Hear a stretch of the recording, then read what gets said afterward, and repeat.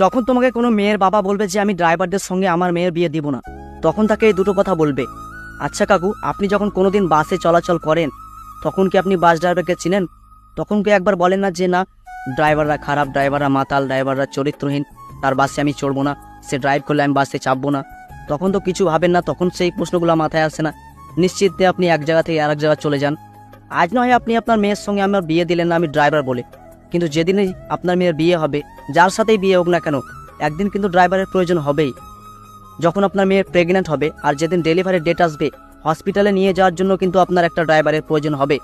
তখন কি অ্যাম্বুলেন্সটা আপনি নিজে চালিয়ে নিয়ে যাবেন? তখন কিন্তু আপনার ক্ষমতাই হবে না যে আমি নিজের গাড়িটা চালিয়ে নিয়ে মেয়েটাকে ভর্তি করি হসপিটালে। তাহলে এত চিন্তা কিসের, এত ভাবনা কিসের? আমাদের নিয়ে এত খারাপ চোখে দেখেন কেন আপনারা? একটা কথা মনে রাখবেন, ড্রাইভার ছাড়া সমাজ একদম চলবে না। যেদিকে যাবেন সেদিকে ড্রাইভারের